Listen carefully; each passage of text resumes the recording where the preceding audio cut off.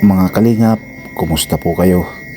Halina't samahan niyo po ako muli na bisitahin si Karen, ang batang may madilim na kahapon at ngayon ay nag-aaral, nagsusumikap para makatapos ng pag-aaral at balang araw ay maging isang ganap na negosyante. Maraming salamat po mga kalingap sa mga sumubaybay at nanood, nag-like, nag-share ng video na to. Maraming salamat po. Yun mga kalingap, yung mapagpalang hapon po sa atin lahat. Ayan, welcome back po muli sa ating munting channel. Ngayon pong araw mga kalingap ay araw ng Huwebes. So pupuntahan ko po at babalikan ko po si Karen. Ito po yung sa kabila po ng kanyang pagsisikap. Ito po pala siya ay meron pong nakaraan, madilim na nakaraan. Kaya sobra din pong nung nakaraang vlog ko po ay sobra po ako nagulat sa kanya. So at pupuntahan po natin siya ngayon. Siyempre po natin kalimutan si Kuya Bal at ng Kalingap Rob. So tara po, samahan niyo po ako. Ito at medyo di ko po kabisado yung daan. Kaya buti na lang nandun si tatay Kasi yung ating pong guide dito ay nauna na. Kaya baka maligaw tayo. Medyo malayo po kasi ito. Pag nilalakad po talaga nila ito, grabe, inaabot po sila ng ilang oras. Pero dahil sa nakamotor tayo, abutin naman po ng 15 minutes. Grabe ang yung maputik pa rin konti pero hindi na masyado. So maraming po salamat mga kalingap sa mga nag-share, nagla-like na ating video. At ngayon po ay medyo masama pa yung ating pakiramdam. Halos 6 days na po tayo hindi nakakapag-upload. Kaya nga po naisip ko na puntahan na ito si dahil alam ko po wala na po itong pang-allowance din para sa kanyang pag-aaral, si Karen. At siyempre damay na po si Cyril. At wala na naman po ibang inaasahan. Kaya sabi ko bigyan na lang kung ano man yung tatanggap niya na blessing. Sabi video po ito ay video malayo-layo talaga. Pagputik, grabe. Oops. Sa daan maputik yan.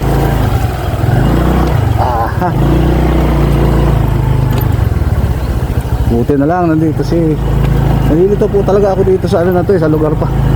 Pero kahit 2 beses na ako nakapunta dito, pero nalilito pa rin.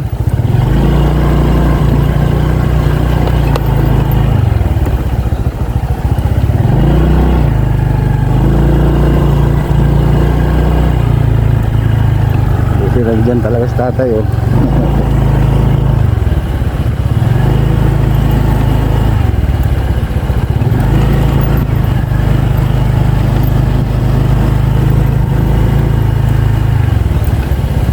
Kaya po yung kanan na yan. Doon din pagkapanduman mo, maduman ka rin pagka po. Ay, ako po ini diretso. May nagkukupra pati Ay, diyan ka po.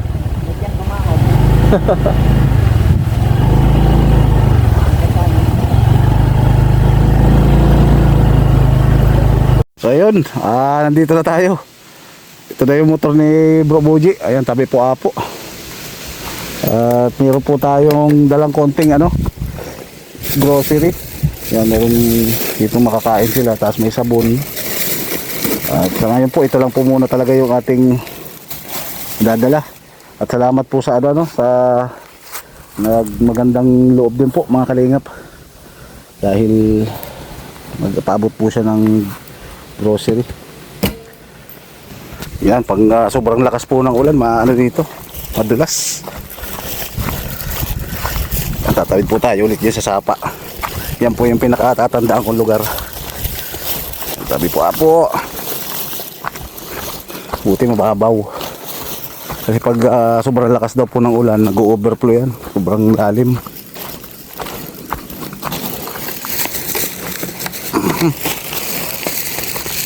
Malumot.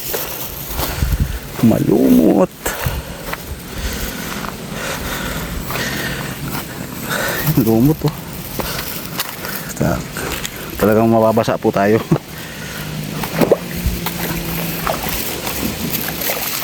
Ay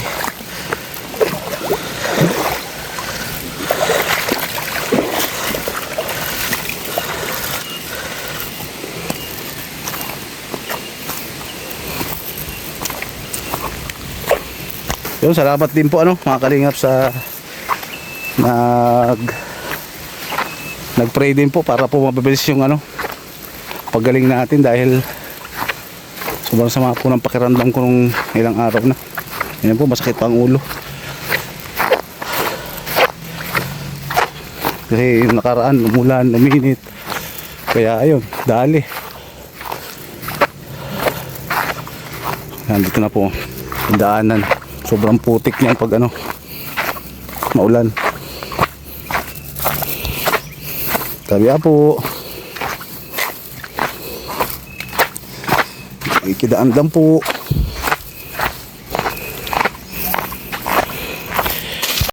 Grabe po talaga ito, liblib. Liblib na lugar, madamo. Pero dahil may nangangailangan po ng kunting tulong natin, kaya nakakagawi po tayo rito mga kalingap.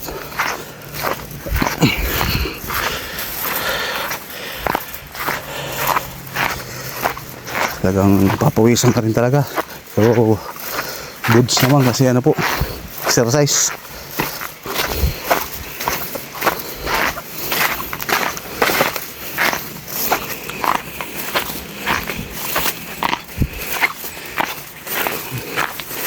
Yan, ahonin.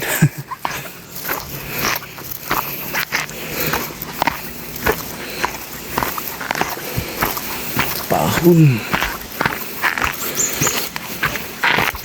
So ayun po mga kalingap, ayan, nandito na po tayo. At sakto po nandito si Karen, papauwi na po galing sa school. So ito po siya mga kalingap. Ayan, kumusta Karen? Ay lang naman. Galing ka sa school Opo. Anong oras ka nagpasok kanina? Ano po, ng 5 po. 5 AM? Ay, 5 madaling araw? Sino kasama mo ngayon? Ba't wala yung mga kapatid mo? Nung nagpasok po sila. Nagpasok din sa school. Mamaya pa uwi Nauna ka lang umuwi. Naka-uniform ka pala. Yan pala yung sinasabi mo uniform? Opo. Ay, ba't yung sabi mo nakaraan wala kang Di ba palda yung nakaraan nakita ko sa'yo? Dalawang uniform yan. Opo. Isang palda saka isang may pantalon. Pauwi ka na ngayon. O kumusta ka rin yung mga nakaraan? Tagal kong di nakabalik dahil sobrang busy din ay. Kaya ayun, dahil may sakto naman nung nakaraan. Dapat nung 2 days ago nakakabalik na ako dito. Dahil may nagpaabot din sa'yo ng yung konting grocery lang para lang sa mo. Tapos siyempre ako naman. So kumusta naman yung pang-allowance mo sa school?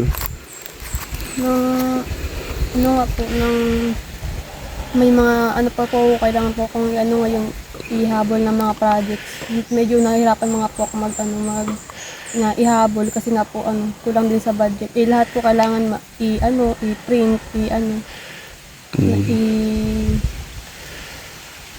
po. Ipasa. Opo, tsaka bilhin po, kailangan bilhin. Ano ba, puro paperwork ganun?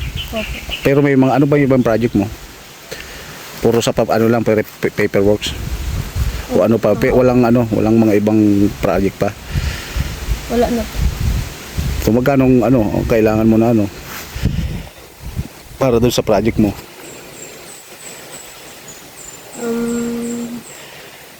Siguro sa estimate mo lang, mga magkano kailangan mo pa?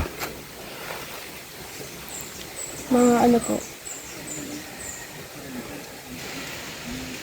200 po siguro. 200. So kulang ka pa ng 200 para sa project mo. So kailangan na maipasa yun. Kasi kailan ba magbabakasyon na yata no? Opo, hanggang bukas na lang po ang pasahan. Kasi nga po, sa Lunes, exam na po. Ayo, sige mamaya bibigyan kita ng para sa project para makompleto mo na Kasi ang hirap talaga baga na nag-aaral ka tapos kulang ka din sa ganyan, mga expenses Siyempre, si nanay at patay mo naman. Nasaan ba sila ngayon? Nagtinda po sila. Nagtinda yun nga pala araw-araw sila umaalis para magtinda Kasi kunti lang naman kinikita Kumusta yung bigas nyo? Meron pa? Meron pa naman po. Sige, pag pawala na naman yan, di kahit pa paano pambigas-bigas. So mamaya bibigyan kita ng 200 tapos konting pang-allowance mo para para kahit pa paano ay makatulong sa iyo. So ito po mga kalingap sa hindi pa po nakakapanood dito po kay Karen. Si Karen po ay isang estudyante, ano, talaga pong nagsisikap sa kabilaman po ng mga madilim na kahapon para po sa kanyang buhay at sa murang edad ay nagkaroon po siya ng hindi niya inaasahan din na pangyayari. Pero ang kagandahan po noon ay ginawa niya po itong motivation, Karen, para mas magsikap, kaya ang dami bumilib din sa iyo dahil tapang mo daw na, di ba, hindi rin biro yung nangyari sa iyo. Buti nga daw at nakaligtas ka. Kaya sobrang nabilib sila sa iyo. So dahil siguro dami na inspired din sa mga inano mo, 'di ba? Dahil bata ka pa pero lumalabang ka pa rin sa hamon ng buhay, at kaya nagsisikap. Ilang grade mo na nga ulit, Karen? Grade 11. Grade 11. So next year, this year pala to grade 12 ka na. So next year college na, Kaya malapit-lapit na. So meron ako dala sa iyo, Karen, na konting grocery. Kukunin ko lang, So ito po, Karen, tingnan mo, Karen, kung ano yung ibaba mo, Karen, po tayo. Yan ay lamang, konting konting kahit papaano ay makatulong baga sa, di ba madaling araw ka pumapasok? Kahit papaano, meron ditong biskwit. Tapos may ka ba ng mainit pag maalis ka? Hindi na. Minsan po hindi ako nakakapag-angat. Minsan po wala kami kayo. Ay wala rin talaga. Kape. Wala kahit kape. Ito, binilang kita kahit konti. Ayan, alas ka, maganda kasi paggatas. Ayan, tapos may tawag ito, noodles. Ayan, ito, kanton, So magagamit mo talaga yan pag maaga ka pumapasok baga, Tapos ito, meron dyan, ba yan, Karen? Di ba pag naglalaba kayo ng ate mo, tapos may sabong pampaligo na. Kinumpleto ko na kahit kukunti, kumpleto yan. Tapos meron siyang toothpaste. Ito, Karen. Para, di ba, pag mas masarap yung fresh ka talaga pag pumasok na bagong toothbrush, bagong paligo. Kaya, ayan, Karen. Sana ay magustuhan mo yung munti kong dala sa'yo, Para kahit pa paano ay makatulong talaga sa pag-aaral mo. So, Karen, okay na ba yan sa'yo? Opo. Malaking tulong at yung ito. So, sabi mo nga, di ba, pag papasok ko sa umaga, wala kang minsan almusal, dahil walang stock, hindi ka nakapagkape man lang. Anong ginagawa mo, Karen? Ano lang kung papasok ka?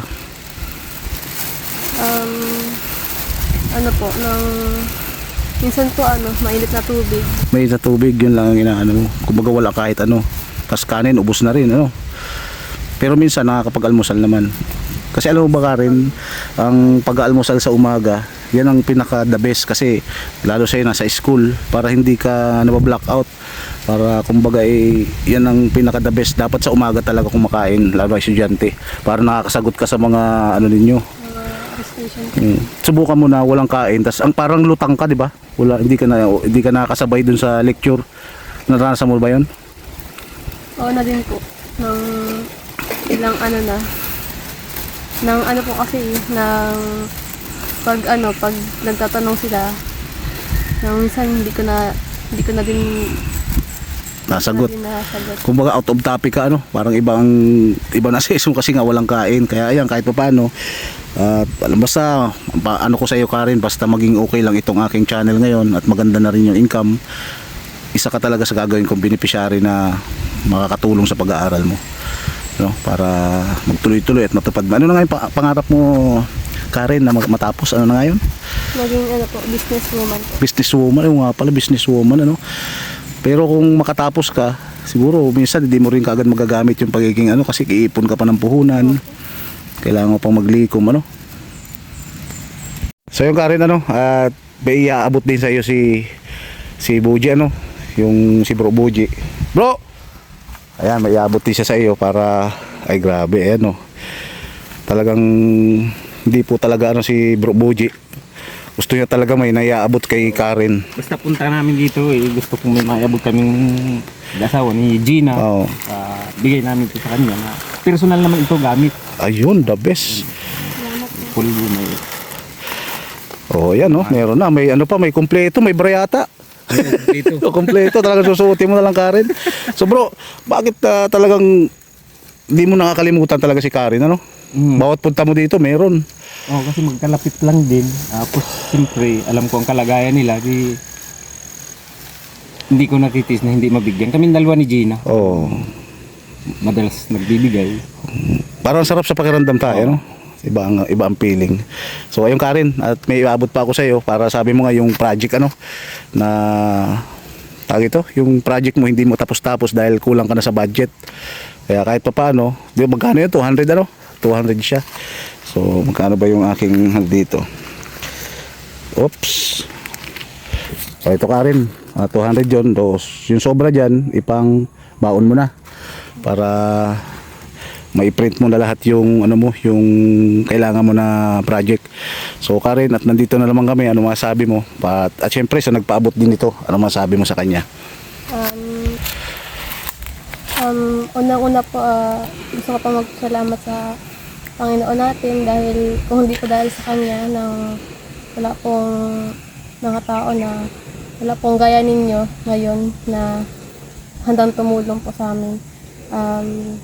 Saka po gusto ko magpasalamat po sa inyo dahil nang kayo po yung binigay ni Lord na na mga mabubuti po yung kalooban na para tumulong po sa amin na magbigay po ng mga pangunahing pangangailangan. Kailangan mo ano? Gusto ko din magpasalamat kay Kuya Boji po na nagbigay din po ng po. Personal pag-personal. Sa nagbigay po sa akin na sa amin ng grocery po. Maraming salamat po kung nanonood ka man po ngayon. Na maraming salamat po kasi sa natanggap ko po ngayon. Yun, basta sa akin magpatuloy ka lang ng pag-aaral at kahit pa paano nandito kami ni Kuya Boji mo na walang sawang nasubaybay din sa inyo ano, kahit na kumbaga di man naglalayo yung buhay natin pero kahit pa paano susubaybay kami sa iyo ano. At syempre Bro Boji, isang motivational message naman para kay Karen para mas lalo siyang urupan o sipagan. Sana tuloy-tuloy mo lang yung pag-aaral mo. Huwag mo nang magbo-boyfriend, ganun. Huwag ka nang gumaya sa iba dyan.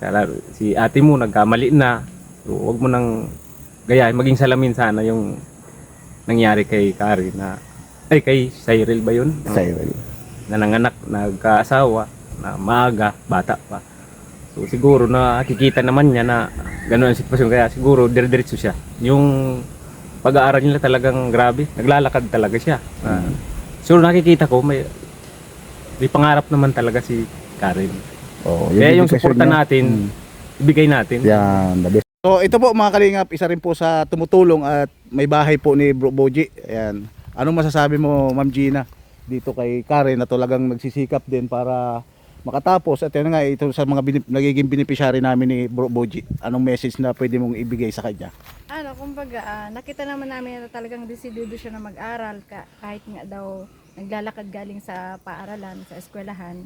Talagang, kaya kumbaga, naging porsigido din kami na matulungan siya. Kaya kumbaga lumapit kami sa iyo para naman matulungan sila.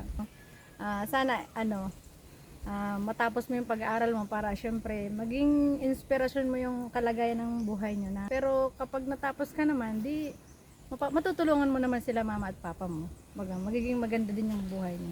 Ay grabe, napakaganda ng pakinggan yung sinabi ni nahihiya pa yan. Anong masabi mo doon sa ate at kay kuya mo? Nang maraming salamat po.